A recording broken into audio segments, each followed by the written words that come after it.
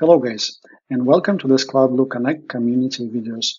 Today's topic are agreements and contracts objects in CloudBlue Connect. So first of all, as you probably know, CloudBlue Connect is a platform in which we support many-to-many relationship between different types of accounts, whom collectively we refer to as partners. More specifically, we support the following types of relationships. First of all, we support one-to-one relationship between vendors and providers, what we call direct. We support one-to-many relationship between vendors and providers. We support many-to-one relationships, so our providers can actually build a portfolio of vendors they are interacting with, and vendors could be reusing the same integrations they are using with other providers. And we support resale syndication type of relationship between provider accounts themselves. All of it is summarized with this diagram where you have multiple types of relationship in the system. So how do we actually enable our partners to maintain those types of relationship? Let me illustrate to you the types of objects that help to make this possible and connect with the following diagram. All agreements and contracts in Connect start with provider. And providers, as you saw in the previous diagram, can maintain relationship with multiple vendors on the left and multiple providers on the right. Any relationship with any account in the system is first built with some kind of agreement. We have 4 different types of agreements in Connect that I will illustrate in a few minutes.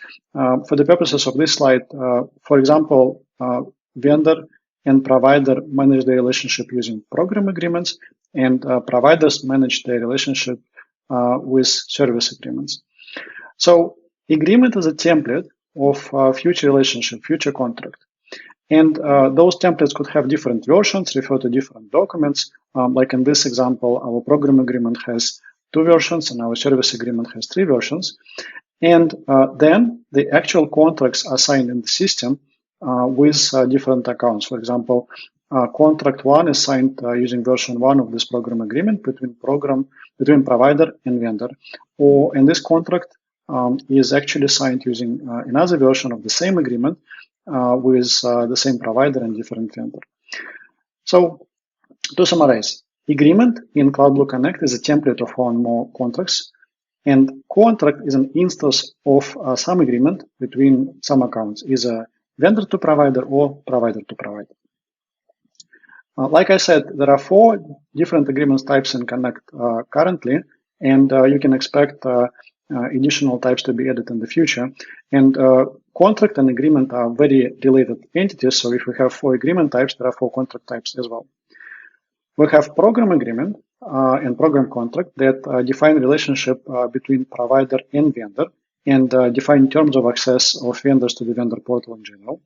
We have distribution agreement and contract that are also provider to vendor, and they define terms of access of certain vendor to certain marketplace of the provider.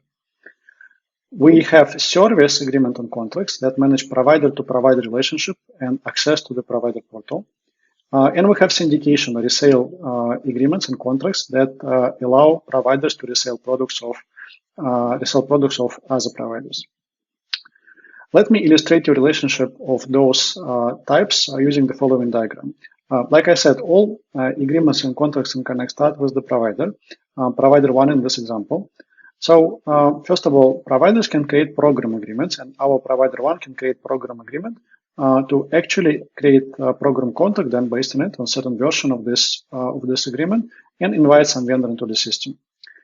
Once in the system, vendor will be able to define product in the scope of the vendor account. Now, provider, on the other hand, defines marketplace object, and please refer to CloudBlue community videos and documents to learn what marketplace is. And in order to get access to this marketplace and provide access to this marketplace to the vendor, providers define distribution agreement, which is created in the scope of certain program agreement and then linked with the marketplace. And vendors need to actually accept terms and conditions of the distribution agreement by instantiating the distribution contract. So this defines the relationship of this provider with the vendor. Now, some providers in the system can invite other providers And they can do it by defining service agreements in the account.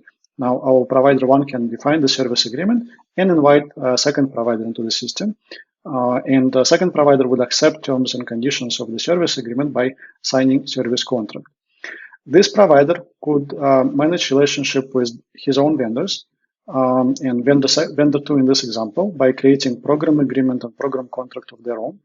Those vendors will be able to define their own products and publish them to the marketplace of this second provider. So providers can invite each other to the system, providers can invite vendors to the system, and moreover, providers can actually resell products that they have access to. Provider one, for example, can create a syndication agreement, and this syndication agreement will be linked with one or more products in the system. And by signing the syndication agreement then and creating syndication contract, provider two will actually get access to product one without signing direct contract with vendor one. Obviously, it's possible for provider two, if they have business relationship, to actually invite vendor one into the direct relationship, but sometimes it doesn't make sense, and it is actually easier for providers to establish relationship with vendors indirectly. So to summarize, program agreement and contracts, right? So this is where they're shown in this diagram. Distribution agreements and contracts, this is where you can see them in the diagram, and those are linked with marketplaces. Service agreements, this is where they are in the diagram.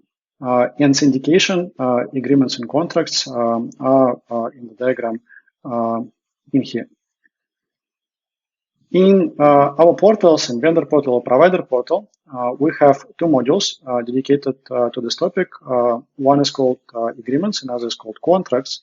And this is where all of the agreements and contract relationship management is happening. You can access agreements management module from your provider portal. This is where you can, for example, create new types of agreements.